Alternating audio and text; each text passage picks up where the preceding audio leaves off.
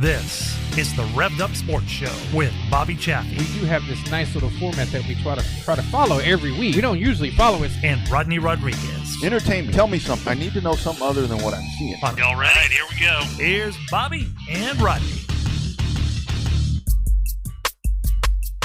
Well, Bobby, people wanted it cold, and I'll be damn it got cold.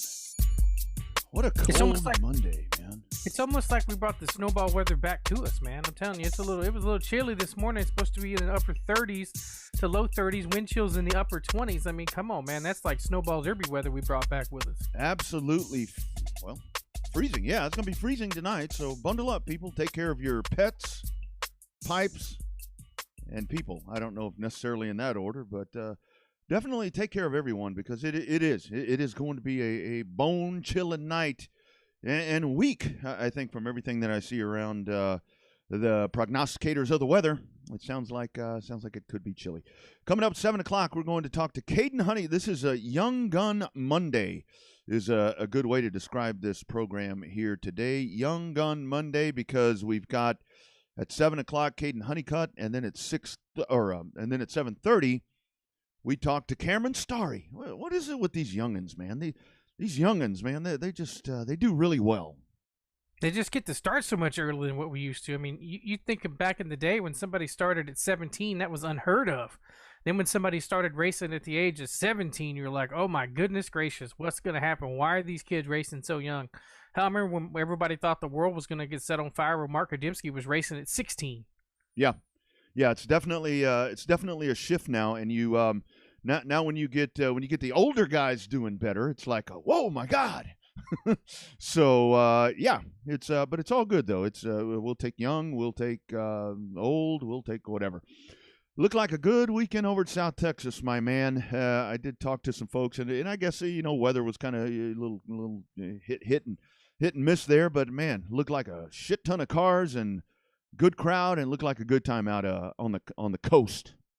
Everything I saw with the updates, good coverage there from XR. I thought the way that they did some of the pre-race driver interviews and had some of that stuff posted on social media, that it ended up being a really good show. I like the presentation format of it, but all in all, every bit of highlights that I've seen from the race weekend, everybody had nothing but good things to say, and it looked like it was a really good race in there for the last couple of days down there. Shane Demme is your winner on Saturday out of Iowa in the modifieds. Zane DeVilbus, I think he was in a loner. Out of New Mexico, he wins. Jeffrey Abbey, Cameron Starry, second place. Good run there for the young guy. We'll talk with him about that. On Friday, saw one hellacious into the modified races. P.J. Egbert able to outrun Cody Leonard and the Bloomer. In that one, Marcus Miklicek wins in the limited modifieds. Donald Kane Jr. jumps into Triton Temple's number 99 and wins in the factory stocks, and just some incredible action. Looked like a lot of back and forth stuff, and just good stuff. You like to see, especially these big end of the year shows like that, where you get a good purse, you get a big turnout, and really cool to see somebody like Scott Bloomquist make his way to South Texas Speedway and get out there and run with those guys. Yeah, I mean, he was definitely the showpiece, right? That was the one that everybody was talking about. He was on all the promo posters and everything, and that was cool to see him race with the local heroes down there at South Texas Speedway. But that event, both those events, the Whitaker Memorial and then this big XR race, I mean, they were pulling cars from New Mexico, the Midwest, some of the southern states. I mean, there was a lot of racing that happened and a lot of different people coming in to descend on Corpus Christi and South Texas Speedway. That was a big car count from a pull from a lot of different geographical locations. Yeah, absolutely. It sure was. And we saw during the course of that event, Bash at the Beach coming up in 2021. I believe that's January 12th through the 16th. I may have the dates wrong, but 4 shows, good money right there. So not a lot of downtime for these teams as you get a couple of weeks off. You get through the holidays, get through New Year's, and they'll be back on track again. And I suspect, going out on a limb here, my first bold prediction for 2021, Bobby, is I have a feeling that show is going to be well attended. I got a feeling it'd be well attended, just like a lot of the new events we've seen. Now that there's a vaccine, everybody seems to be really excited about it. But time will tell about the COVID stuff. But it's not going to be gone completely away. They're at the stroke of midnight there on the 20th, right there, and getting to the, I should say on the 20th at the end of 2020 into 2021. But I think that everybody, once they get a break from Christmas and everything else, I think there'll be a lot of people heading south to enjoy the Bayside city there. I think most race fans, you know, to the racetracks that I've been to, I mean, I think this is their vaccine right here. Because nobody's worried. Especially we saw it at Five Flags, and God bless all of our great fans, but I think this is the racer's vaccine, and I'm holding a Natty Light in my hand, a pounder at that, and I think that seems to take care of it for everyone, and a fire at Snowball. Snowball killed the virus. Hopefully so. I mean, as long as many people as we were around, although nobody in our section said they had it, so I think everything worked out okay there. Well, yeah, because you know they tell us. Yeah, you know they would tell us. Not that we asked either, but nobody said anything about having it with the people that we were sitting with. So yeah, absolutely. Just kind of checking out the Facebook feed right there. Jason Ferre, no, don't have a lot of information about the banquet. And matter of fact, I have any. I was talking to Gina. You were kind of back and forth a little bit with that, and it's going to be tough to figure out how we're going to be able to do that. This year, I can tell you from a promotional standpoint, one, the aforementioned a place to do it when you're not supposed to congregate inside, and then just other things. So we'll get the word out for Houston about what's going to be happening with all of that. But yeah, it. And I have noticed at tracks, and that's where I do tell folks, I guess it's not as to be concerned about it so much anymore, but when racing first came back and folks were like taking pictures of all of these short tracks and everybody sitting ass to ass, as we like to talk about, I'm like, man, you know, maybe that's something that, let's not post so many of those. Let's not post so many of those. Yeah, no, it's definitely not the way that you'd want to see everything rolling with all the different masks and stuff hanging out, but yeah, definitely looks like we're streaming on a couple of different platforms tonight, so just plan to pay a little bit of catch up with it.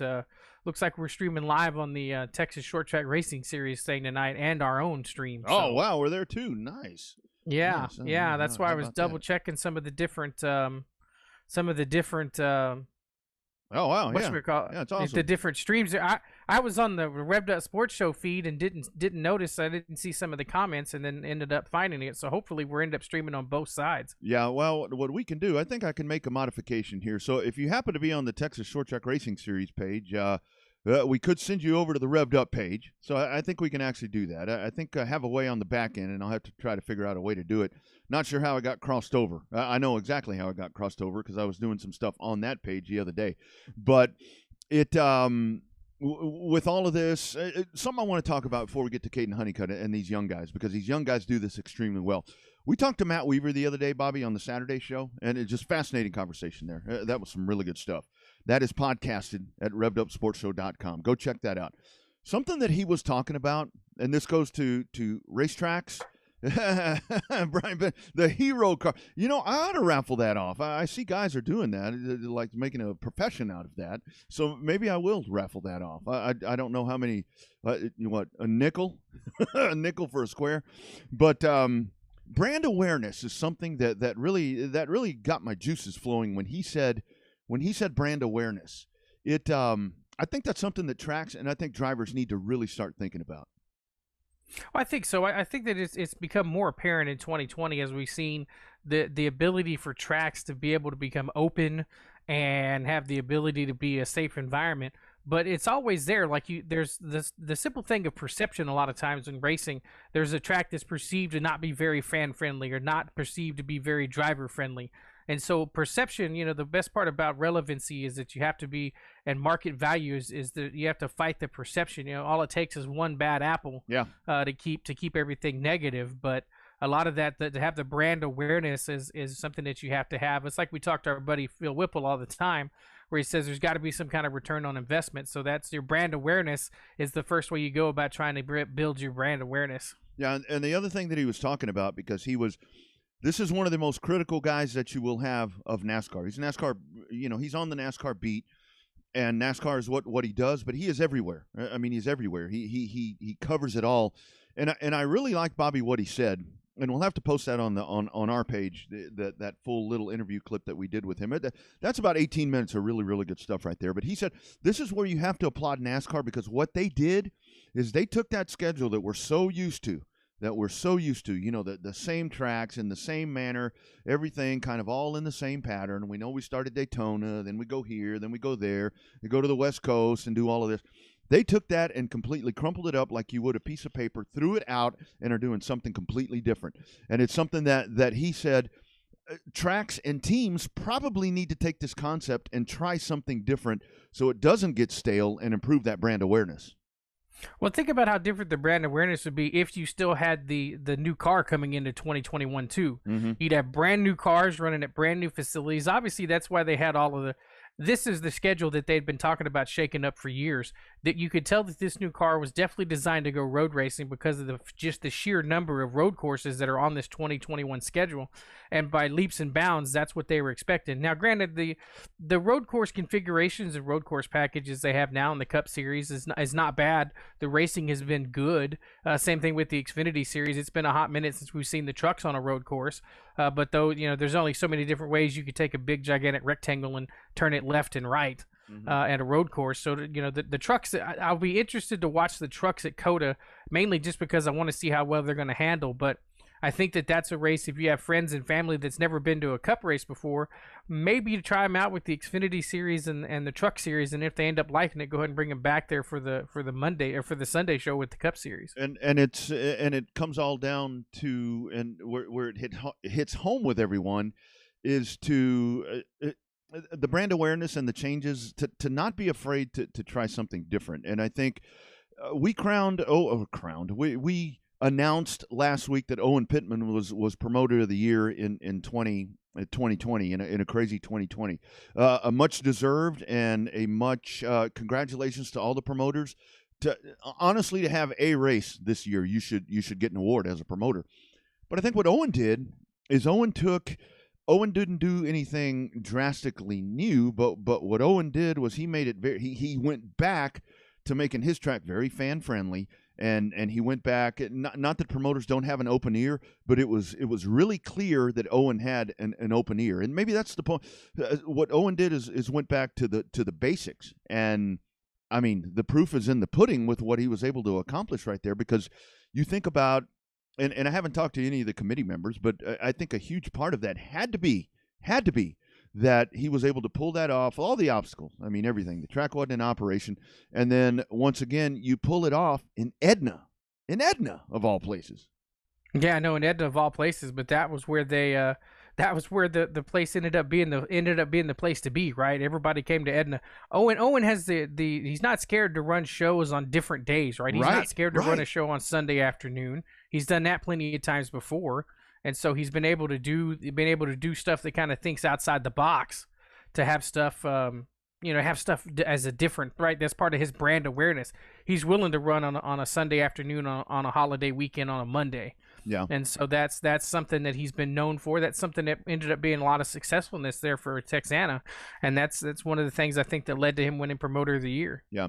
Captain Bruce Wright checking in from chilly Atlanta. And that's a great point right there, Bobby, because it doesn't, it's not a given. It's not a rule that you have to run on Saturday night. I mean, it's not, that's what's typical. That's what's typical, but you don't have to do it. And back to the NASCAR thing, NASCAR tested the waters and tried the Tuesday nights and the Wednesday nights, and a lot of people are looking at that as an epic failure, and I really don't. I mean, weather didn't cooperate. There's tracks all across the Midwest that do it, the short tracks that do it across the Midwest on a weekly basis during the week, Monday through Thursday, that do it exceptionally well. I mean, I'm not saying that we need to be racing at South Texas Speedway or Houston or any of these places on a Tuesday night, because I just don't think that it fits what we do here. But the rules the rules that we've always done, what we've always done is not the rule, I think, is what I'm trying to spit out here. I think the way we've always done it has just been out of habit to always do it that same way. And I think we've seen a lot of trends. You've got a lot of different trends happening with social media nowadays. The difference is now the promoters have a direct line of communication to the fan base that they've never had before. A lot of times that direct line of communication is negative, because all it takes is for one cold hot dog to sit down and upset the apple cart, where it takes away from all the stuff that went right, a great race, a good call, lots of good racing action, a good, that stuff. All it takes is the cold hot dog to put a negative spin on it all. That's something we see promoters deal with, on a daily basis now with social media.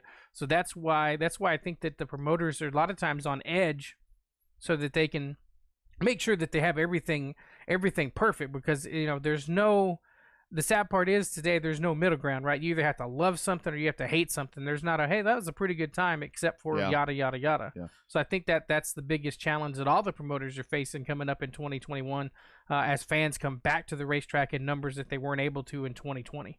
Man, starting bid on the Hero autograph card is $300. Man, well, maybe we ought to do that, and we'll give the money to somebody that needs it. That would be the thing to do right there. That would be a very good thing. That's actually a good idea. I have 3 or 4 of them, but yeah, and I mean that's the thing, to think outside the box a little bit. I mean, Bobby, I remember vividly when we had the change from THR over to CTS, and you want to talk about, I mean, that was a seismic difference. I mean, I remember when the idea of concerts first hit there. It's like, what? You can't have a concert at a racetrack. And I'm thinking, well, why not? And then, one of the nights where we sat there with, I guess it was Randy Rogers that was there, and that place I've never seen. I never had seen that place that full. I'm thinking, well, hell, I guess you really can pull this off. I guess you really can pull it off. And that was something different that worked. And then we saw it across the country. And a lot of folks are doing that now. And that's just an idea. But I know that costs money. Well, it does cost money, but that's why you see tracks now called or the Irwindale Event Center, right? Racetrack and Event Center. And you see a lot of tracks that are multi-purpose venues now. Places that used to only be racetracks are no longer only racetracks. They hold concerts, they hold car shows, they hold individual events. Obviously, Irwindale comes to mind when you think about how much Hollywood stuff gets filmed over there. And so that track has been utilized a lot. Hell, they even film music videos out there at Kyle. Mm-hmm. At Thunder Hill Raceway. So a lot of these racetracks are now even the name of Texana Raceway Park. Right. They're open for business other than just wanting to be a racetrack. Granted, there's really not a lot else you can do at Edna other than be a racetrack. But I think it also ties into the fact that anytime that racetrack is open, it costs money. But anytime the racetrack is open, that generally means you've got some type of revenue coming in the door. Yeah. A little behind the scenes story there. Speaking of the Irwindale Event Center, what you were saying right there, Bobby. When all the Kyle thing went, the Kyle CTS was actually going to be called the Kyle Special Events Center. Was actually going to be the name of that when all of that was going down And a phone call was placed to this Mexican dude in Round Rock, and the idea was thrown at him, and the aforementioned Mexican dude said, "You can't call it that.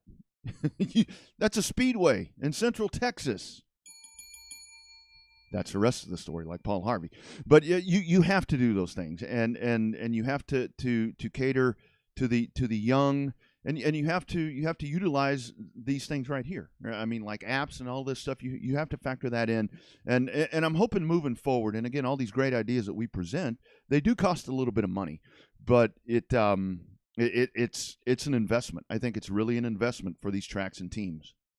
Well, I think it's one of those things now where even something as simple as an app, we've seen apps come into play, and where you're able to do news updates and your schedules and stuff like that. But it's not always the end all is not always social media. There's still got to be some type of engagement outside of social media, where you have to have some kind of tangible, right? There's just holding a phone and reading a press release is not as good as actually trying to find ways to people to talk about the press release. Right. Hopefully positively, not so much negatively. You notice that we've been saying that a lot in terms of the stuff that happens with social media, trying to keep things on a positive spin, trying to keep things on a good upward trajectory.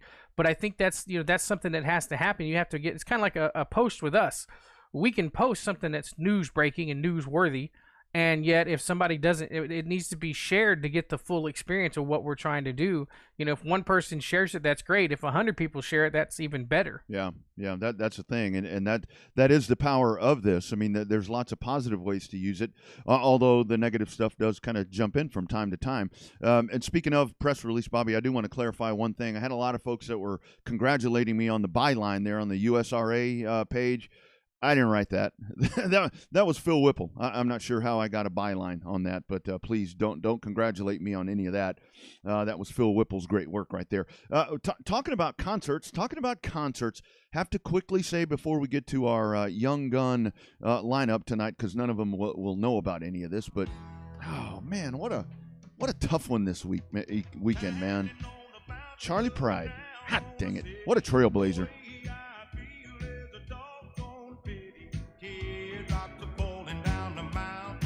Counting in my head. A little mountain of love right there. Hopefully that'll make the cut. I think we're okay. I haven't gotten a notice yet, but you want to talk about a dude that was just a tad bit ahead of his time. I heard something this morning, Bobby, where they were talking about Charlie Pride, and he did an autobiography, and somebody asked him about being, did he choose to be a trailblazer, or what exactly went into to him, falling into that role? And Charlie simply said, "I chose to sing. That's all I did. That is all I did." And what a career, man. Good stuff. No, good stuff from Charlie Pride. And another one bites the dust there in 2020. I mean, we've had a lot of them. Joe Diffie's the first one that comes to mind, just because we got to see him down at Coke Fest a couple of seasons ago. Now feels like forever since we got a chance to see Joe Diffie. But you have to think about it. Think about how far away that Ryan Newman crash at Daytona feels like. I was thinking about that this morning. It feels like that was 2 or 3 years ago, but yet that was just merely back in February.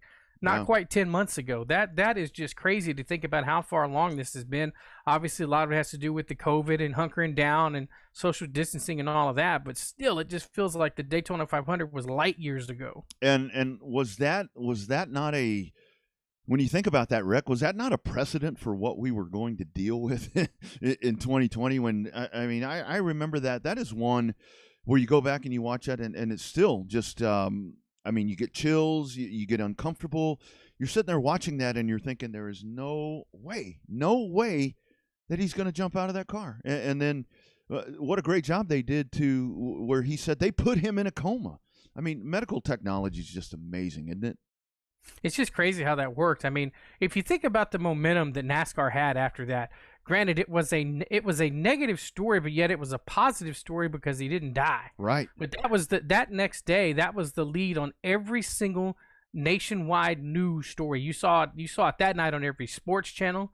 You saw it that morning on Good Morning America, the Today Show, the CBS This Morning Show, all of that stuff. They were even talking about it on CNBC, the business network, that was talking about that crash from the day before. So can you imagine if we rolled that momentum into a regular season, not interrupted by COVID? I think NASCAR, we've talked about it before on the show, about having NASCAR being more relevant now than it has been in a long time due to the fact that it was the first major sport back from the pause. But think about all that momentum it could have had.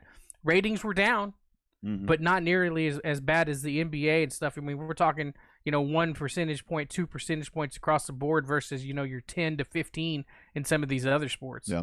And I can tell you one thing that definitely helps, I think, momentum with that. You had the Carolina Midget Showdown this weekend, and you had, in that first feature race, 25-lap race, I think it was, you had Chase Briscoe, Kyle Larson, Chase Elliott. That was your top three. In the second race, it's Larson, 46th win of the year for him, followed by Cannon McIntosh, Briscoe, Chase Elliott. That's your top four.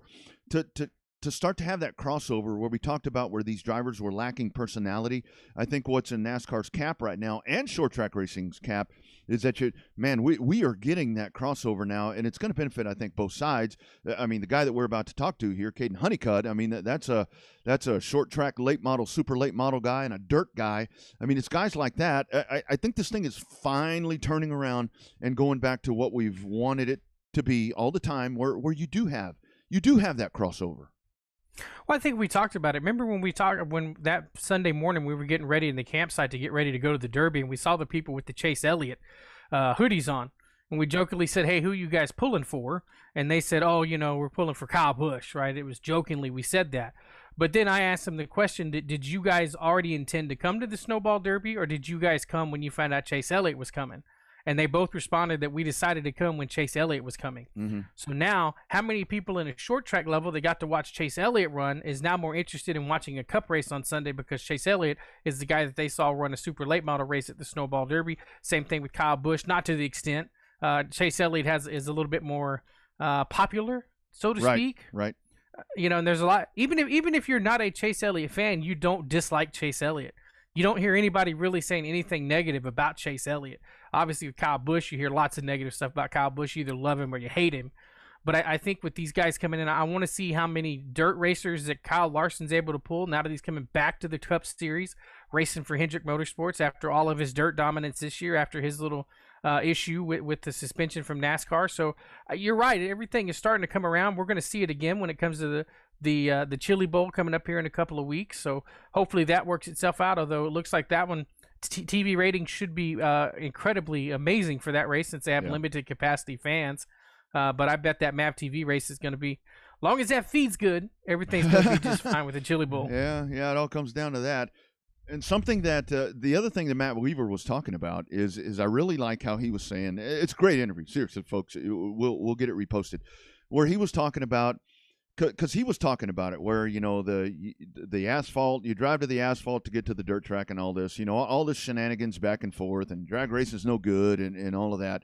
I think one thing that we're really going to take out of 2020 is that it's okay to like dirt, it's okay to like asphalt, it's okay to like road racing, it's okay to like Indy cars, it's okay to like Formula One, it's okay to like motocross. It's really okay. It's the same shit, all of it. I mean, we're motorsports people, and I think it doesn't matter the genre or the surface. We just need to support each other. Yeah, absolutely. I mean, racing is racing, right? Motorsports is motorsports.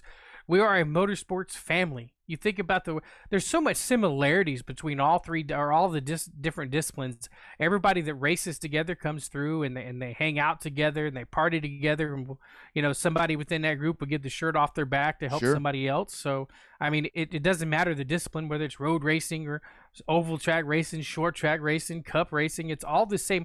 The elements of the racing family and the racing community are the same across all the different disciplines, and it all costs money. It doesn't cost, some cost more than the others, but it's all about the community and the family. Yeah, and that's really.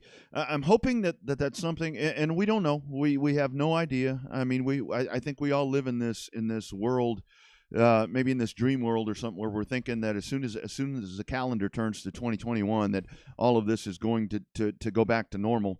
And I think a lot of it with racing has gone back to as normal as possible, maybe a little more normal than it should be. We were joking before about masks and all of that, but I mean, it's not something that's going to change overnight. But I think the main thing is that we have learned that there's alternative ways to do this, and that by supporting each other, because I mean, I'll be real honest with you. I've seen asphalt people at the dirt track, and I've seen dirt track people at the asphalt track, and it's okay. It's really okay to say something nice about the other. You may race at a pavement track every week, or you're a super late model racer. It's okay to say, man, this is dirt track racing. This is pretty good shit. Yeah, I mean, we can always say that in terms of, we've seen 4 and 5 wide racing sometimes at a dirt track. You don't always see 4 and 5 wide racing at an asphalt track. Absolutely. But a lot of times you see really good side-by-side racing at certain asphalt tracks. So it is okay to say that it's okay to say something positive, right? The biggest thing we keep talking about nowadays is that there's either a love it or a hate it. There's nothing in between anymore. And I think we need to get back to having a middle ground, where it's okay to say, hey, I went to the racetrack, and I went to the racetrack, not that I went to the dirt track, not that I went to the pavement track. I went to the racetrack and saw some pretty damn good entertaining racing. Yeah, and a great post right there on the Facebook feed, and it is Phil Whipple is checking in, and thank you, Phil, for all of your great work with Promoter of the Year. That was just so much that a lot of behind-the-scenes stuff that Phil pulled off.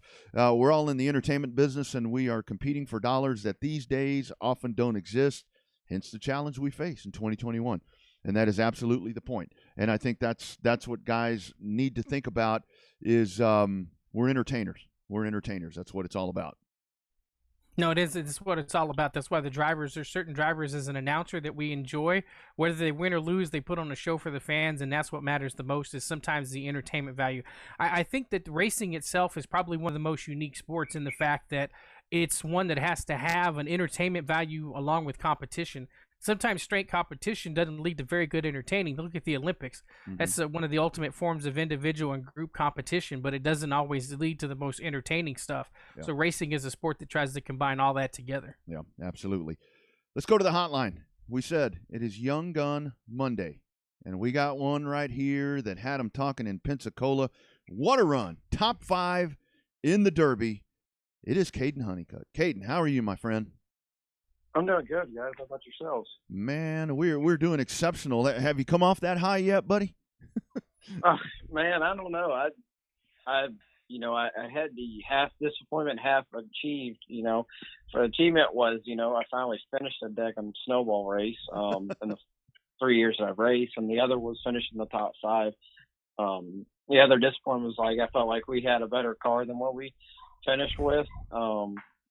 But we still salvaged what we got, and we were very happy with what we had. No doubt.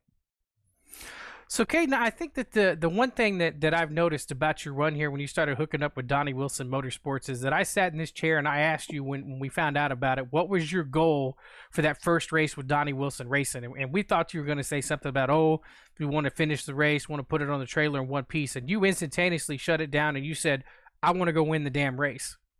And you went out there and you qualified well and you did well. And I think it's just been like a magical mixture with you and Donnie Wilson to have as much success as you had, especially at such a big event like the Derby. Yeah, absolutely. I went there with them the first time when we talked in July. We won our heat race and we started on the pole. We led 61 laps and we let that one slip away from us. We had a lapper an issue. We got hit on the right front and that ultimately put us back to second. I really was waiting for Bubba to catch me. That's what I was making him push to try to find me then. And I ended up doing that, but I just didn't have the luck in front of me to be able to win the race. But our worst finish is, obviously the Derby was fifth, but man, that's not even a bad finish. I'd say that's better than what we did last race. Finishing third, so. Hadn't had a run outside the top five yet and haven't started somewhere in the front row at Five Flags in the past three races that we've raced. We started first, and second with them ever since I got with them. And it's really just been a great time. It really shows how much equipment really can matter. So, yeah. I really had an awesome time with them this week. That weekend, and the other races passed, and I really hope to get race form again. We've already talked about running again some next year, about 4 races or so next year. I'd really like to do it, make another crack at the Derby. Obviously, I probably won't go another year without racing the snowball in something in somebody's car. It's my favorite, one of my favorite weekends. But we're just working out stuff for next year and seeing where it takes us. So Caden, break the weekend down. I mean, something you were talking about right there, man. I wasn't able to get there till Saturday. I had stuff that was keeping me back home. But, I mean, every time I look, speed chart right at the top and qualifying outside of the front row, man. You got there, and no matter what Mother Nature did or anything, track conditions, man, on a rail all weekend, man, that is unheard of. Yeah, it just showed how really strong we were. I think besides the first session of the weekend on Thursday, we were 11th, and then the rest of the weekend we were either first or second. Yeah. And we just adjusted the racetrack correctly, and we just we had a good chemistry, and every time we went on the racetrack, we were better. It just really showed how you just got to work with your crew chief, and you just drive the piss out of it every single lap, and especially if it's especially in practice. I don't know about the race, but in practice I was. But it just really shows how strong they are, and I don't think they've been to one race this year that they've been in left field. So they definitely know what they're doing, and they know how to get it done, and hopefully we get to do with it some more. I'd really like to. Next year I definitely feel like I can get finally a late model win next year at some point. No doubt. So, Caden, how does the mentality change versus, running the Derby versus one of the 125 lappers? I mean, I know at one point you kind of fell back within the top 10 and you were able to rebound after making a couple of the pit stops. But, I mean, in terms of the mental preparation, was it the same for you as a regular, Blizzard Series race down there? Or did you really have to kind of change up your thinking in terms of how you were going to run the Derby? Well, I would say that, since we have a caution every 75 laps, right. I mean, not every 75 laps, like every 75 consecutive laps under green flag, so that really can dice it up a little bit. We still have the same rules in the Blizzard, but the difference is we got tires to use. We don't have any tire. We only had right side to use. The last Wizard race finale and the 75 lapper that we raced, it went green to checkered, and obviously there was no cautions in that. But I would say it was definitely different from racing from the nighttime to the afternoon standpoint. I think that's where we kind of got a little bit off. We tried to go with something similar we had in July. I think that's what we got stinking tied over the first run, and it put us back to like 8th, I think, and we got able to rebound to 4th the next couple runs. Everybody was just really so close. It was just a matter of who had the extra handling that they needed to have that extra push, and that's what we were kind of lacking, was that tiny extra push to stay up there with Derek and them, and those guys were fast all weekend too. But I really don't really have a mentality change other than on Friday night in qualifying. You got to get up on it. In the Blizzard race, you don't have to prep for qualifying so much as you snowball. So I think next year I'll go back and I'll really focus more on my race runs more than I did qualifying runs this year. That's what we really did Thursday and Friday were all qualifying runs. So I think we'll go back and try something different next year when it comes to race runs and race trim. Caden, let's talk about that field. I mean, you mentioned about the 75 laps, and kind of the rule there is if you go 75 laps and there's no caution, you get the caution that's the mandatory caution. The field in this year's race, man, stacked, and we were talking to folks afterwards, and that really shows just the level of the competitors that you all were out there.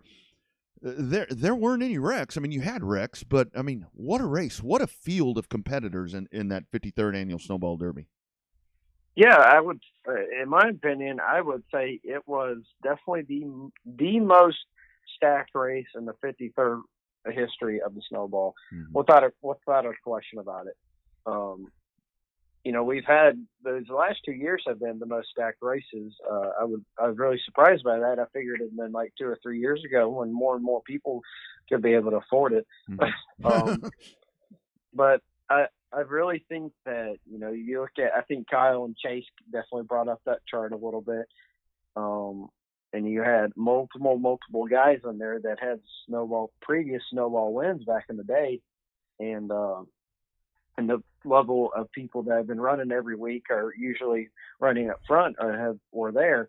And, some people didn't make it. Like there were some guys like Casey Johnston, and then some other, I forgot some other people, Gregson, James French car. And man, he won the 2018 Snowball in a KVM car. Sammy Smith didn't make it in the KVM car. So there was just a lot of good people. And you just had to be on your A game. If you weren't, you were going to get blown by. So, I really enjoyed it. I've learned a lot the last weekend. Yeah. That's the most I've learned probably in my 10 years of racing. And, it only goes from there. Yep. So, just be able to carry on to more races and more, hopefully to get to race with them more in the future. I'd really like to. Yeah, no doubt. Okay, and I got one last question before we start talking more about the future stuff. But in terms of, you talked about how stout that field was.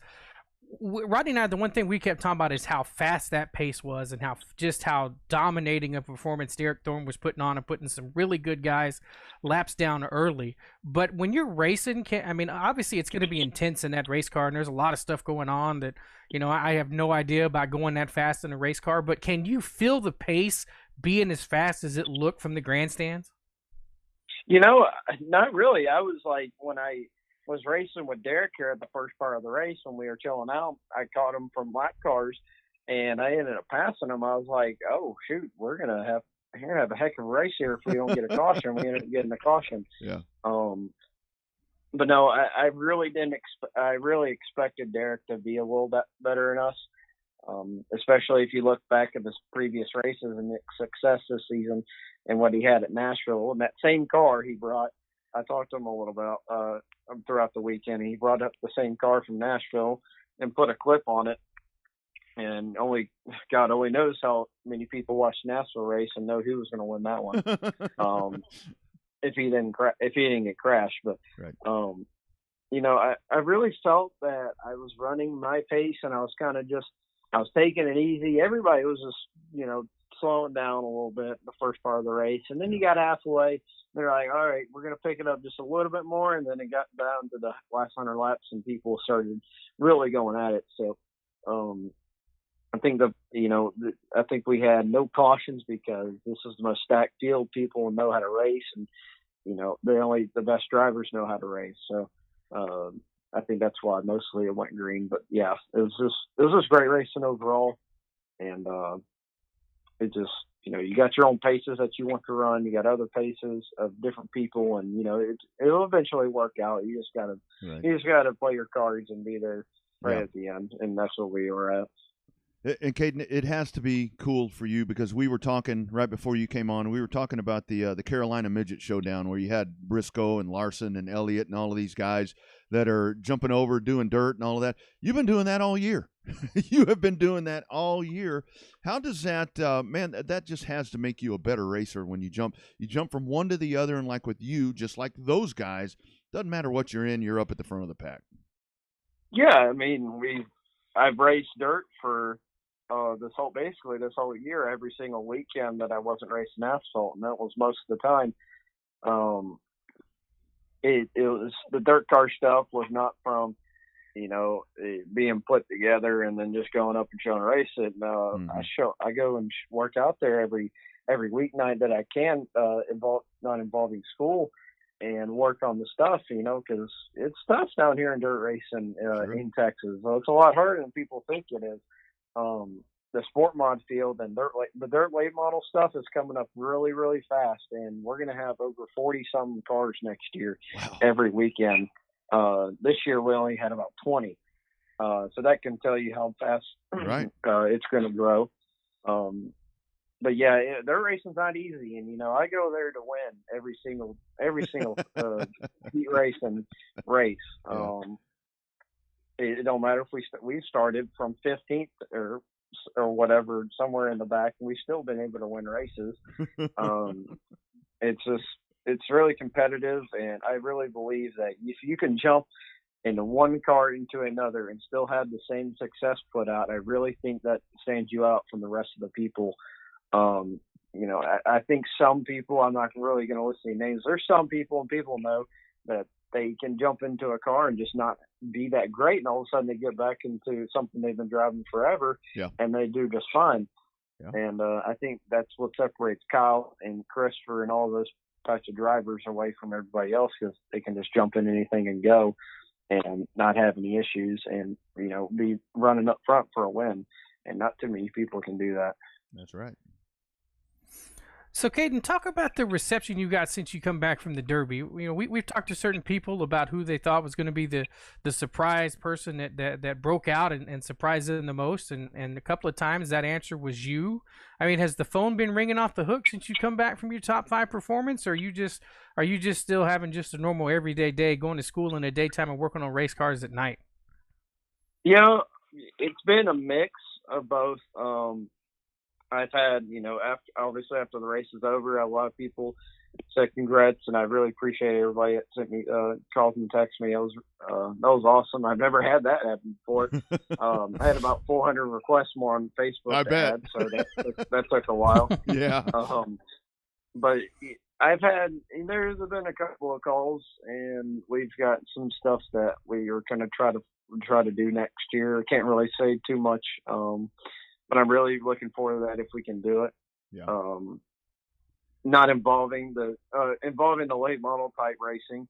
But I really haven't had too much going on. It's mostly been, school every day and working on cars at night. So it's kind of the off season. So I had everything ready for dirt to go, and then it rained out, and it's been sitting ever since. So damn. We've been just had to restrip a car from or modified down from bare chassis last week, and it hadn't been powder coated in 4 years ever since I got it. So wow, get that powder coated and put it all together, and That's only going to be a big time show car next year, so Nice. we'll mostly stick to the dirt late model stuff.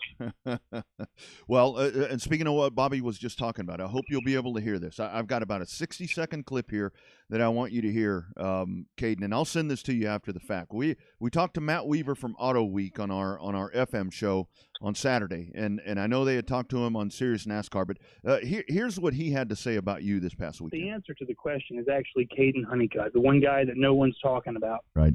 I had seen Caden Honeycutt a lot in the ARCA Racing Series and some super late model stuff, and I thought he was just a guy.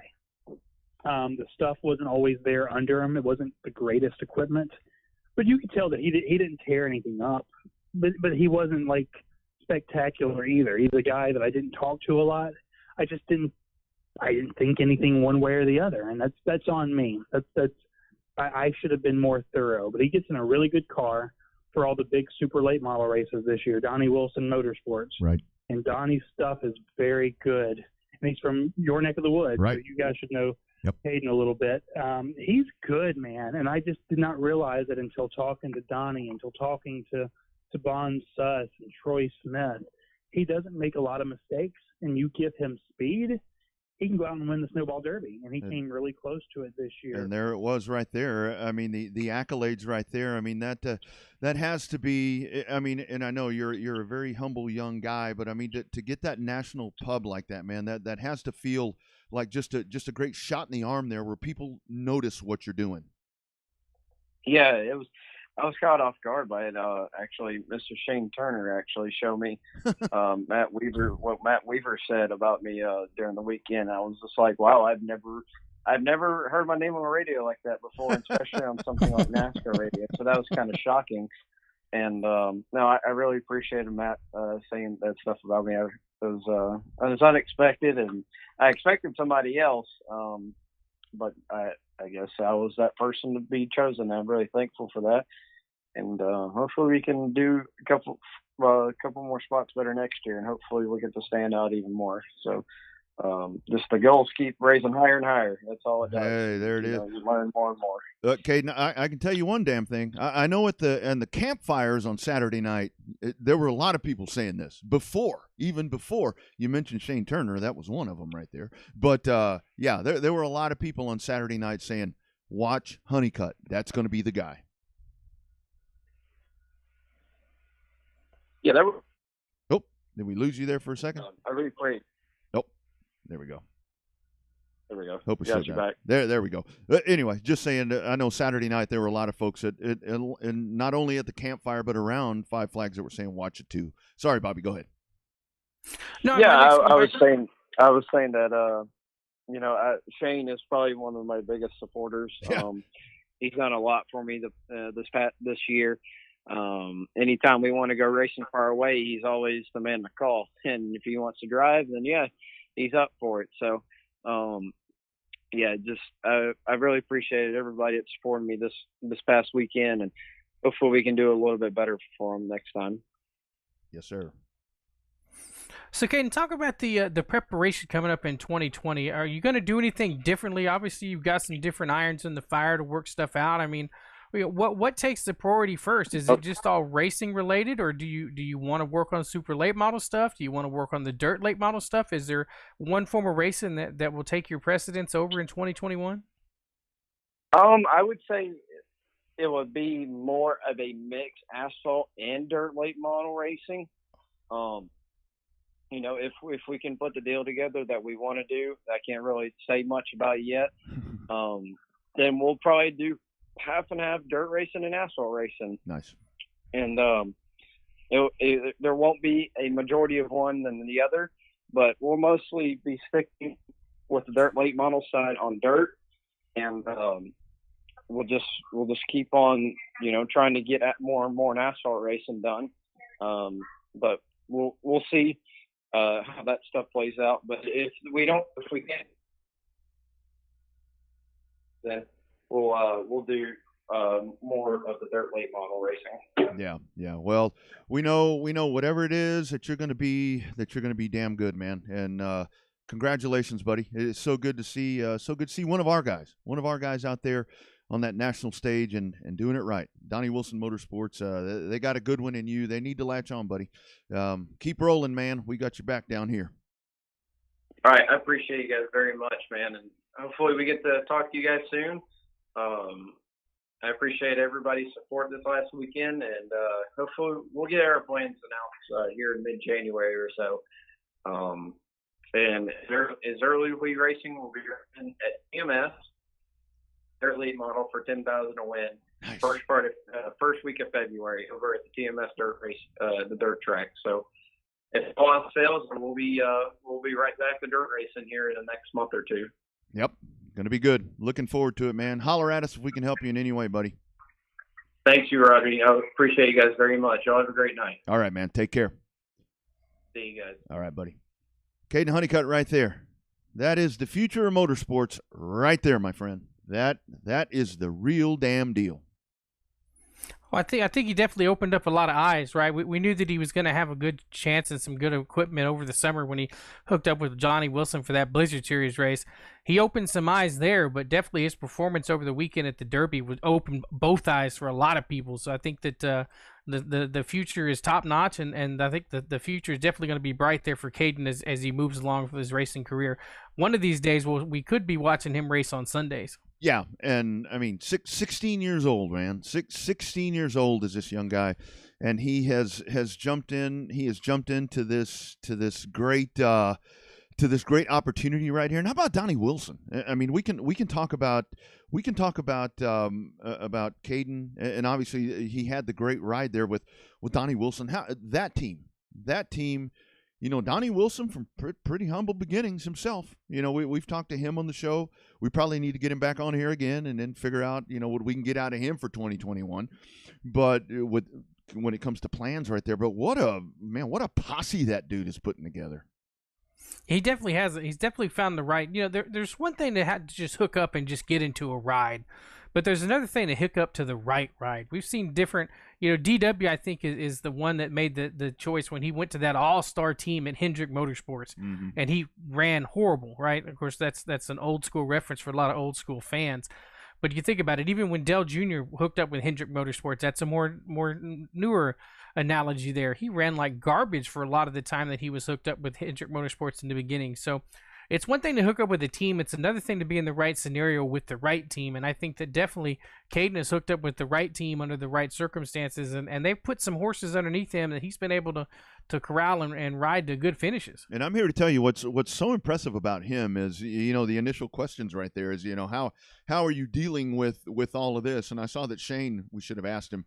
I know he went to school on Monday. And it's funny because I reached out to I called Caden, you know, first part of last week, and I said, hey, are you available? You know, whatever. And he's like, if it's okay, I got to get school back in line, which that kind of spoke to me as well, where it's like, okay, I mean, the priorities. I mean, it's priorities. Have to have the priorities in line. He knows what he needs to do, and he jumps in these rides, and he's on point right now. I mean, you're coming off of a top 5 in the biggest short track race in the country, and what are you doing? You're out working on dirt cars, and you're getting ready for another big, you know, TMS. But it's like, okay, it's in the rearview mirror, and you heard him say, I need to finish better. And he just finished 5th at the Snowball Derby. It's crazy, right? Like when you set, there's a certain time when you set the bar for yourself. I'd quit. And then After that, I'd quit. I'd be like, I retired after that. Hell, if I qualified for the Derby, then that'd be enough to quit, you know?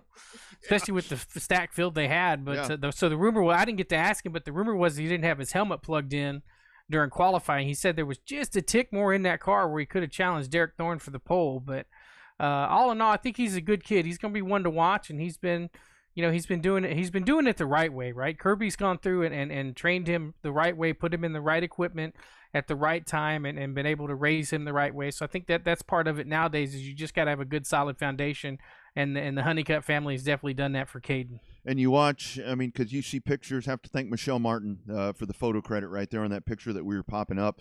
I saw that she had taken that picture, and I called her. I said, "Is there any chance that I can use this?" She's like, "Just do it." Just do it. If he's going to be on, just do it. That's a great photo.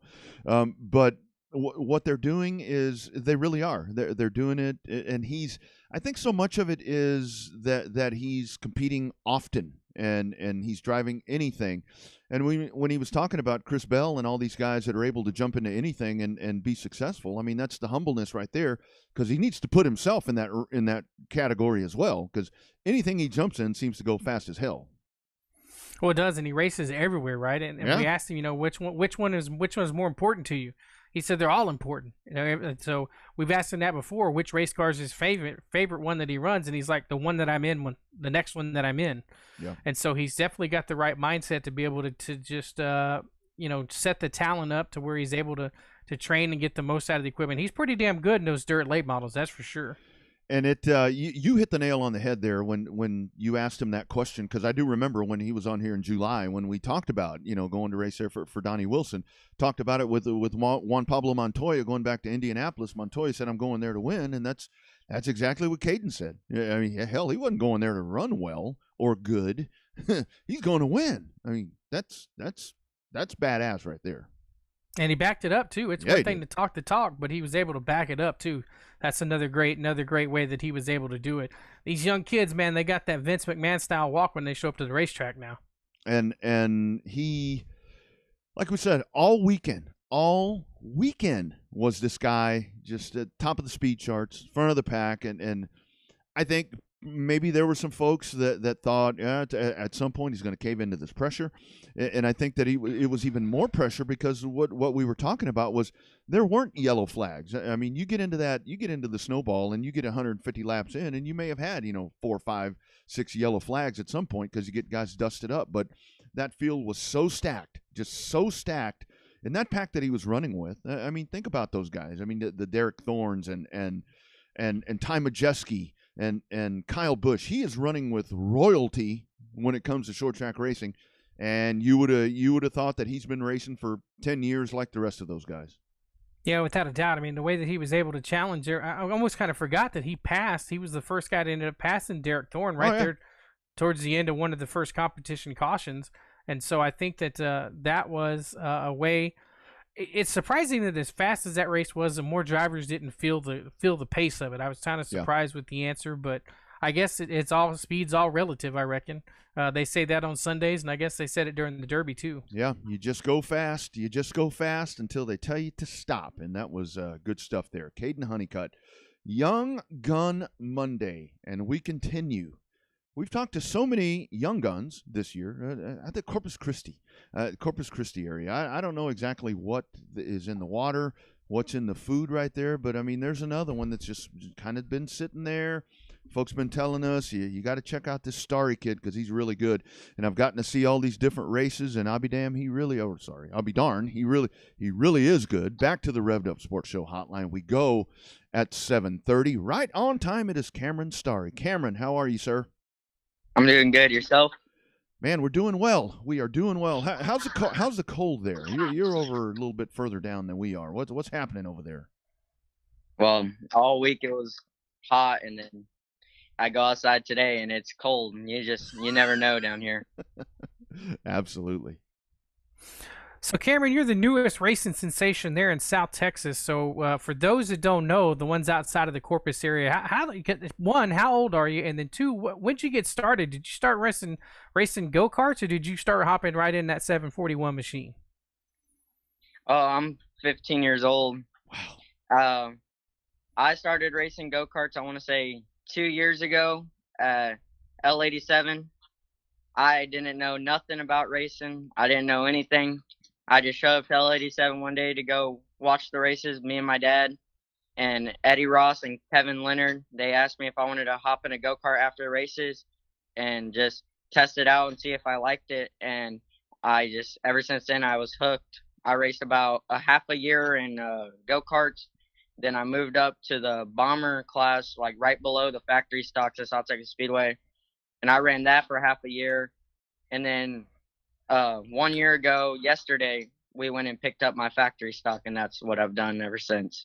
Man, that is unbelievable. So talk about that, Cameron. So I did it reverse from what you did. Not nearly at your age either. I drove big cars for a long time, and then wound up in a dwarf, and I think the dwarf made me a much better driver. I wish it would have been reversed. But to start out in karts and then jump in those big cars, I know it's a heck of an adjustment. But in go-karts, you can just learn so much. Yes, sir. You can learn about when to start the race, to keep the pace under caution, having to come up through the field, learning what all the flags mean, meeting good people, meeting Lawrence McClichek, the owner of LA7. He's been a great mentor. You meet a lot of good people along the way, and it just teaches you how to be respectful and learn how to race with respect and cautiousness. Mm-hmm. So Cameron, were you a race fan growing up, or was it just love at first sight when you hooked up with the go-karts there at L87? Well, I played baseball my whole life, and I didn't even go to the amusement park and race a go-kart. I didn't know nothing about it or anything. My dad raced in 2008, but that was all I ever knew was baseball, and then one day our family went through something, and it's just baseball wasn't the same for me after that. And so one day on the ride to school on a Friday morning, I asked my dad like if he knew anybody that was racing go-karts or anything. And just so happened that night L87 was racing, and that was the first time that I went to a race in a long time. Man, I'll tell you, it was meant to be.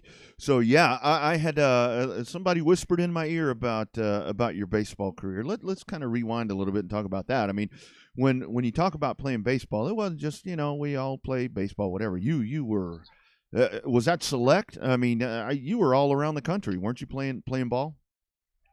Yes, sir. It was select baseball. I played for one of the biggest organizations, the Banditos, for a while, and we travel all across the world. We were top 10 in the nation for baseball, and you just travel all around and crazy, crazy stuff that you'd never think that baseball would be that competitive and that held high to that much standard. Yeah, it's unbelievable.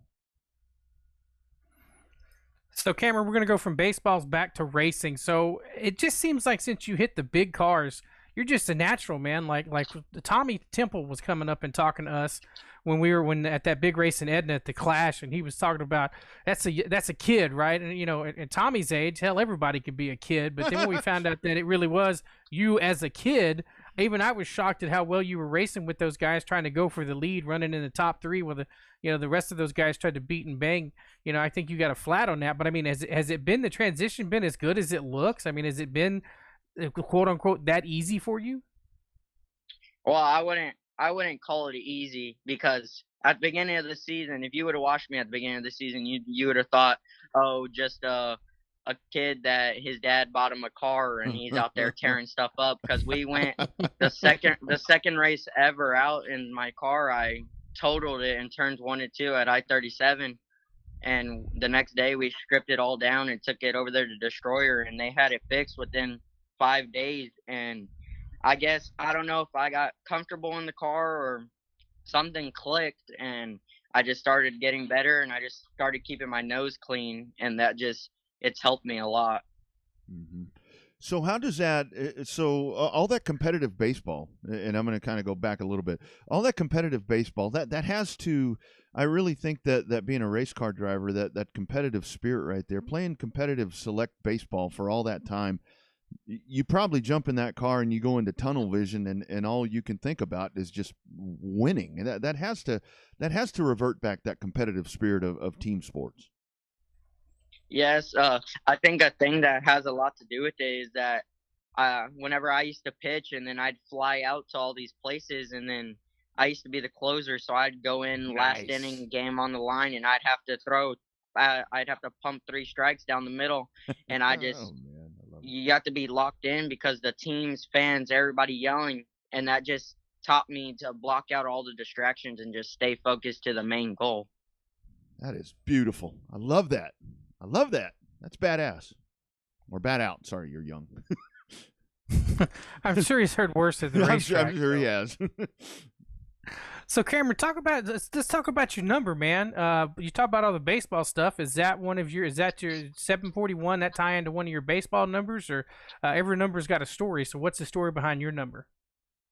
So my dad, he was number 74 whenever he used to race, and there was already a 174 and a 747 and my dad told me that I needed a number that could roll off the announcer's tongue real well because he doesn't want to have to say a number that he has to fetch for it. So my dad said, find one that just rolls off the announcer's tongue. So I chose 741 that has my dad's number in it and something of my own. Yeah, that's a good idea and a very good point. As talking to two announcers, that is a very good point.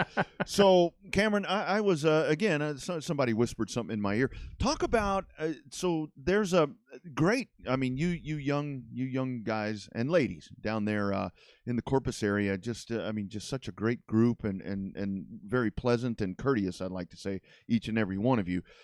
So there was a little Sunday tradition maybe that you and some of those, maybe Miklicek, some of those guys and girls, maybe something that y'all did on Sundays after race days. Oh, yes, sir. There was a group of Ben Miklicek, Triton Temple, me, Caitlin Leonard, all of us. Every Sunday we'd go out there to amusement park here in Flower Bluff called Fun Trackers. And we'd race go-karts head-to-head against each other every Sunday. Oh, these kids. Oh, man, that is great to be young again, Bobby. To be young again, my friend. Be young again. But now the question is, who won? Well, if you talk to the people that work at Fun Trackers, they probably hate me. I get kicked out about every single time. But Ben's pretty sporty whenever it comes to the go-karts over there. Yeah, well, I can see that. I can see that. Talk about you've got Tommy Temple and all these folks and the guys you're talking about there, Triton and Ben. Just what a great group of people down there. The Corpus area has always had. I mean, for years, just a great racing community. You guys, I mean, it's not a racing clique; it's a racing family down there. All of you folks. Yes, sir, it is. With me coming in, I didn't know them, and for them to take me under their wing and show me everything that I need to know about setting up the cars, how to have fun, and just it's been real helpful with my racing career and everything to have friends like Ben and Triton. Yeah, good dudes. So, Cameron, you're not one of those little show place drivers, are you? I mean, you go in and you talked about setting up the car, but you go in and get your hands dirty every now and then on this thing, don't you? You don't just watch somebody else work on this thing, do you? Well, I try my best to work on it with the stuff that I know. Like I can help with tearing down the front end and change a shock and a spring and stuff, but whenever it comes to the carburetors or the motors and stuff, I let my good buddy EJ and Zyler and my brother Zyler and my dad, I let them take over whenever it comes to that kind of stuff. Yeah. We always ask young drivers, you talk about your dad. Your dad raced. That was the way it was for me. My dad raced and then I raced. So talk about your relationship with him, because not only is he your dad, maybe he's your driving coach or your coach outside of the car. Is there a fine line there where you have to, okay, he's being a dad or he's being a coach or a car owner, whatever it may be? Yes, sir. My dad, he's helped me a lot through the ways about not getting over my head and staying humble and keeping it smart, and not going in there and dooring into somebody and going off, where he tells me just to wait until they make a mistake, and if you can't pass them clean, then don't try and pass them unless if you understand what I'm trying to say is that he's a mix between both. Mm-hmm. Yeah, no, that's awesome. So let's so this year for you, I mean, every time that I've seen you and called your races, it's just been tremendous for you. Talk about these races with you being a young guy. This factory stock field that you're racing with, it is littered with veterans and guys that have done really well in a bunch of other classes. How is it racing with those great veterans out there? It's good. It's good because you see them and you're like, all right, I can run 15 laps side by side with them. Uh-huh. And so you can trust that if they go drive it off in there on you, that they're not going to run you all the way up the track, and that they're going to give you the respect where you got to give the respect back. Like, little did I know, Edna, I was running side by side with Steven Whitaker, and me and him, we were going at it, Yeah. and I didn't even realize. And that's a guy that I look up to a lot. And Dalton Faulkner, he gives me a lot of respect too, and I give him respect. Where me and him, we drive each other hard, but we don't go in there and slam into each other and stuff like that. Yeah, that's awesome. It's good to hear from a young guy. So, Cameron, you had a lot of good success here towards the end of the season. Finished second there in Corpus last weekend in South Texas. Any plans on tap for 2021? You going to stick with the factory stock? You thinking about dipping your toe into a sport mod or anything like that? What's on tap for you as a young gun coming up in 2021? I'm gonna keep racing the factory stock and keep on learning about making adjustments and stuff. But one day I do want to race a sport mod. But as of right now, for next season, from the looks of it, we're just going to be driving a factory stock. We're just going to stick with our factory stock. Yeah. So I heard that you're getting a new destroyer, but I also heard that at the same time you really like the car you have now. So I mean, what's going to happen? I mean, I know when I first started, I had a car I really liked, and they tried to take me out of it and put me in something else, and I'm like, I need to go back to the other car. So. Are you ready to move into something else, or you think a little bit of you is going to be like, put me back in that other one? Well, that's funny because me and my dad, we always talk about that, and he always jokes that I'm not going to want to get in the new one. Oh. And that's true that we're going to run the one that I've been running. We're going to run it until we can't run it no more. And the first race of the season that we're going to be going to is a SmackDown at RPM. And Sweet. even if our new car's ready or not, we're gonna keep on running the old one until we have to run the new one. Yeah, that's awesome. My dad, Cameron, what he had to finally do to get me out of the old Nova that I liked, he had to like take it to the crusher. So that's but that was a long time ago.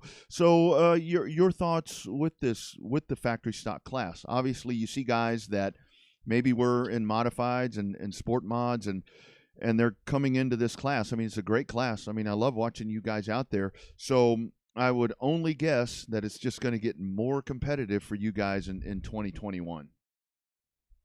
Yes, sir. I think it's going to just keep on getting bigger and bigger because if you go look at Edna, you can go back on that My Race Pass and look at the entries and stuff, and there's 40 entries every single race of big names like Steven Whitaker, Dalton Faulkner, Colin Hodges, Triton Temple, Ben McElchuk. It's just the big names. They show up to race the factory stocks, and it just puts on a good show every single week. Yeah, no doubt about it. So, Cameron, do you do any kind of iRacing or anything, or are you just on the track learning? It seems like all these young kids nowadays, or all you young kids nowadays, are into iRacing and doing all that. Do you do any kind of iRacing? Yes, sir. I play iRacing every single day because it's kind of like baseball. You go to the batting cage to help train, and I use iRacing to help me with my training because it helps me with throttle control and racing side by side and see what happens if I drive it in deeper, if I let off sooner. It helps me with throttle control and learning my distances between drivers and stuff like that. Oh man, that is awesome. I had never correlated those two together. That is a great point.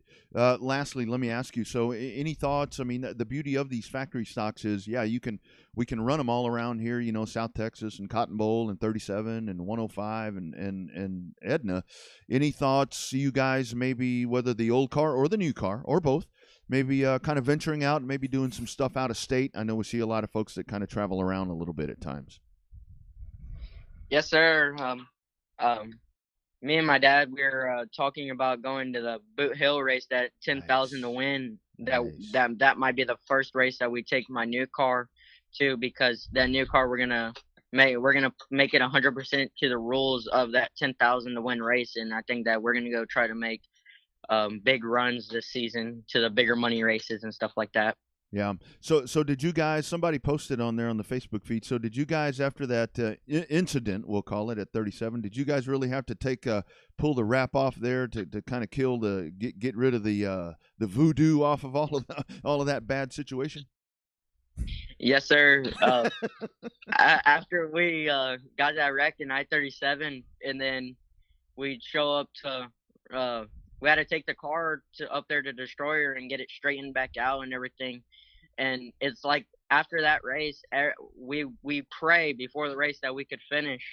There would be times that I wouldn't even race the A main. I just call the B main in the heat race my night, and then I'd be over because I'd be happy just to load it up in one piece. Yeah, that's awesome. So quickly, thinking forward. I mean, you're so young. You're so young. You're so good, and we see a lot of kids where they've been racing since they were 4 or 5, doing whatever. But you're a little bit newer to this, and you're already this good. You talked about maybe a sport mod at some point. What's really the? I know you've got school, you've got everything, but what is really? I mean, they tell us in business school to think 5 years ahead, 10 years ahead. Where do you think this really could go? Looking at it, down the road. My main goal is to race a modified. A modified, that would be my main goal because they put on a good show every single week, and whether that be IMCA, USMTS, or UMP, it's just a modified. My main goal. That's the car that I want to race. Yeah, that is awesome. That is awesome. Looks like you got your goals in mind, and I'll tell you one thing. When they told me the Starry kid is good, I hadn't gotten to see it until the last few months, and buddy, you are tearing it up. Congratulations on just a great season. Thank you. Absolutely. Thanks for coming on, man. And like we always tell everybody, if we can help you anything, just reach out to us. Yes, sir. All right, buddy. Take care. Thank you. All right. There he is. 2 of them. 2 good ones, Bobby. How about that? Oh, I think we lost Bobby there for a second. Maybe trying to gather him back in. So, I mean, great interviews right there, back to back. As you've got Cameron Starry, and then we were talking to Caden Honeycutt, and you just hear how good these are, and the intensity right there, Bobby. It's unbelievable to hear these youngins. Yeah, no, it's crazy to see how good they are at such a young age and how well-grounded they are. Obviously, Cameron's had a lot of success towards the end of the year, and I think it goes back to his baseball stuff in terms of when he was able to learn to be that closer, right? Like, that's such a great correlation between being the closer in baseball and having to be, the closer at the end of the race, right? In terms of keeping your focus to the end of the game, to the end of the race. I think a lot of that goes direct correlation from when he played baseball, and he's well-grounded and well-rounded and well-grounded. And it's funny where he was talking there about iRacing, and that I was actually watching something before we came on the air. Randy Moss, they were talking to Randy Moss, Straight Cash homie. They were asking him about wide receivers when they get in a slump because they were talking about, I don't know who it was they were talking about, but what Randy Moss said is he said you rarely see in this day and age wide receivers that go and you go to the machine, with the 2 wheels it spins, you get somebody that feeds the football and it throws you passes. He said you rarely see guys when they get in a slump, when something is not working right, you rarely see guys go catch passes after and before practice. Nobody talks anymore about I caught 50 passes before practice. I caught 100 passes after practice. And that's a great point. Now what we hear him saying about when you're in baseball, you go in the batting cage. And that's what he's doing. iRacing, the correlation to a batting cage is spot freaking on right there. Yeah, I think so. I think it's a great, and he's not the only young kid that does it. Hell, we talked on lunch. All these kids are into iRacing, and maybe us older dudes can learn something from it in terms of the car control and the throttle control and stuff like that. I know that I know you can start out in a Legends car or a street stock, so that's something maybe I should look into getting some more iRacing stuff. We started this entire program talking about a conversation that we had on the radio last week with a well-versed Auto Week rider that is famously an advocate, yet will call NASCAR out on just everything that they may do wrong or that he feels that they do wrong. And we talked about brand awareness and engagement, how important that is in racing these days. And we just spent an hour talking to 2 young guys. We just talked to a 16 and a 14-year-old that, number one, know how to engage their audiences because they sat there and we had people glued to this stream listening to both of them. They have brand awareness because they talk about themselves. They're both very humble, and they're on point. And I think that's the direction that this sport needs to go. Especially, I've worried in the past, and have talked about it on this show, where I do worry about some of the young ones that are taking the sport forward because, maybe they're not doing it in the right manner. But after talking to those 2 kiddos right there, man, that's what we need right there. Well, I think that the sport is getting more and more secure. The older we get, the next generation coming up is that, for as many kids that are only in certain spots because they have certain amounts of money and stuff like that. These two guys have really worked to where they are. Obviously, Cameron hadn't been racing that long, but to go from a bomber from a go kart at L87 to a bomber at South Texas Speedway to a factory stock at South Texas Speedway. Now he's talking about in 2021 running King of the Hill and stuff like that. These guys have worked for everything that they have. Caden's done some stuff in the ARCA Midwest Tour, racing at Indianapolis Raceway Park. Didn't have some of the finishes he wanted there, but then you hook up with the right team like Donnie Wilson Motorsports, and lo and behold, bam! I mean, it's a perfect storm for both these kids. And I like what Cameron was saying right there, where he didn't have the baseball, felt baseball wasn't what he needed to be doing anymore. And, he asked his dad. There was that past experience there where his dad, where James had raced and all of that. He asked his dad. I mean, and I think that's why it's so important for us to have the young kiddos out at the racetrack, because to some it really clicks. It'll correlate, get in the quote unquote in your blood, as it. I truly believe that is a real thing. You get it stuck in there and you can't get it out. I mean, it's like if you're a drug addict or an alcoholic. I mean, you get it in there and it's so hard to get it out of there. Racing's just as bad. And I love what he said right there, where he asked his dad, "Is there somewhere where I can race a kart?" And that's what it's all about right there, man. That's super cool line that he mentioned. Well, he may be one of the first graduates, and that's why that race at L87 when Kenny Wallace and Bobby Pearson, those guys came down to raise money for the next round of go-karts there at L87. I think Cameron Starry is one of the main poster childs for for showing how well that program that Lawrence is trying to get off the ground is really going to work. And we really do need to give a great applause there to the Corpus Christi folks. I mean, because when you hear those names, you talk about Miklicek and Temple and the Barbers and all of those folks, where it's just what's happening right now is it's just being passed on. And I think what's so cool right there, like where we talk about the Barbers, I mean, you've got the son and you've got the daughter, Chuck's kids there that are doing this and continuing on what he started. But then where the Corpus Christi, and I've gotten deeply rooted into that for my years with Butch, because Butch kind of took me and put me into that bunch, my years with Dwarf Cars, because he's a Corpus guy himself. But I think it speaks volumes about those folks where Cameron said, hey, they didn't know who the hell we were. Well, he didn't say hell, but they didn't know who we were. But they took us in. They let us be a part of the family. And hell, now look at him. He's out there. He's one of those Corpus guys. He definitely is one of the Corpus guys, and that's what he's known at being in the Corpus racing circle. But I'm telling you, when Tommy told me about him in Edna, he was really excited. He was like, man, that kid is fast. And, for like I said, with Tommy, that could mean a number of different ages. That could mean anywhere from 15 to 25. Yeah. And then when I actually found out how young he was, I was like, wow, I think that's the thing I texted you when I found out he was coming on and realized how young he was. I was like, wow, this kid's actually kind of the real deal. He's got some good talent behind him and some good people behind him, and that's that's the best thing you could ask for nowadays. You just got to be with the right set of people at the right timing. Life is all about timing. Everybody says it's about how you react to it, but really, life is nothing but about just a series of timed events, and that's how that works out and shakes out sometimes for people. Yeah, it definitely goes without saying. I mean, surround yourself with people that are going to make you better. I mean, make you a better performer, make you better in life, and he is certainly in a good spot right there. And you're right. I mean, Tommy had talked to me about him. Tommy was talking about him one day, and I'm like, Tommy, slow down. He was talking about as fast as he was about Triton. I'm like, Tommy, hold on, buddy, hold on, cool off a little bit here. But we're definitely in good hands, and again, CC, man, you guys, you know what you're doing. So. Quickly, as we get ready to put this one in the can, a lot of folks had reached out to me. I think some of our folks that, what are we doing here? I love where I am, racing, #Real Race Talk in my jeans. My dad was a drag, and very nice. Thank you, Cheyenne. I've seen Cheyenne pop up on here a couple of different times. So very nice words right here in #Real Race Talk. That's actually where I was going. Leading right into it, I think I know a lot of our folks. I had a couple of messages this morning where and it had to be new listeners because they were asking, we saw it was the last show of the Bull Ring, on Speed 51.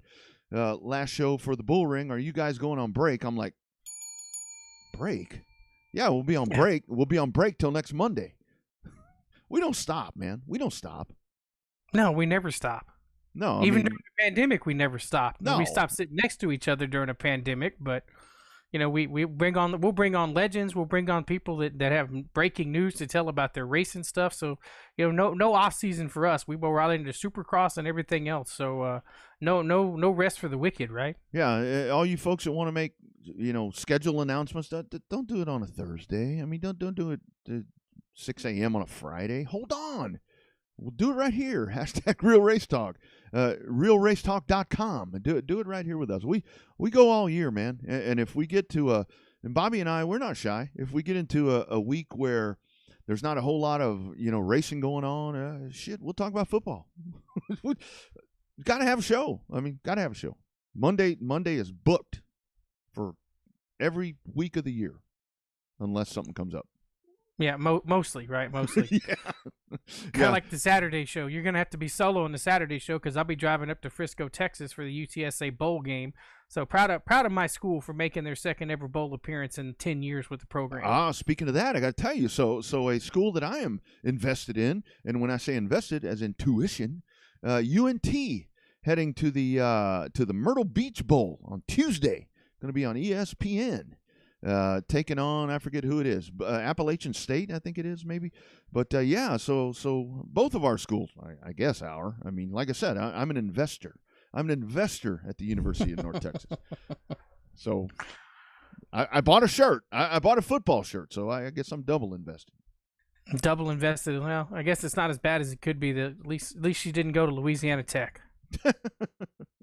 And yes, the Saturday show, check that out at 104.9 and AM 1260, hornfm.com, and on the Horn app. We'll figure out what to do with all of that. Hey, congratulations. I got to give some love to my Round Rock well, not mine, but the Round Rock Dragons, big win over Lake Travis. They shocked the high school football world, as I was calling the game an humble there with LBJ, who found a way to lose that game, but Round Rock beats Lake Travis.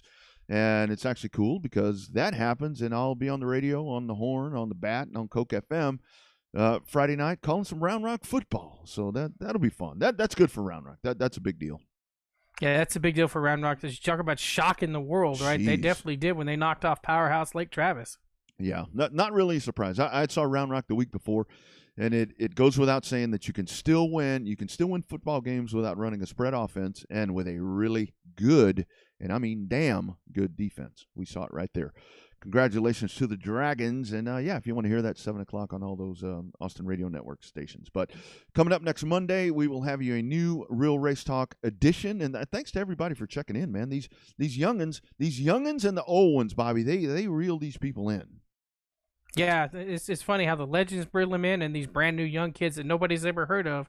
Just remember, though, when they get famous, you heard about them right here on the Real Race Talk station of the Revved Up Sports Show. That's exactly right. And then when Bobby and I do shows by ourselves without a guest, can't get 3 people to check in. It's all right, man. It's what we said. You surround yourself with good people, and that's what we do here on the Revved Up Sports Show. That's exactly what we try to do anyway. He laughs. All right, y'all. Hey, stay warm, man. It's going to be chilly this week, so bundle up and do whatever you need to do to stay warm.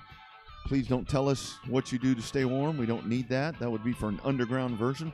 Check out the YouTube page of the Revved Up Sports Show. We're also on Twitch, on SoundCloud. We're on Apple iTunes, Google Play, all of the podcasts, everything. RevvedUpSportsShow.com. Go find them. Bobby, have a great week, man. Safe travels up to Frisco, my brother. Yeah, who knows? Maybe I'll pass the Star and bring you back a Dallas Cowboy shirt. They might be on clearance right now. Nah, I don't want any. I don't need any of that shit right now. All right, y'all be good. We're back next Monday. It's #Real Race Talk, the Revved Up Sports Show from Texas.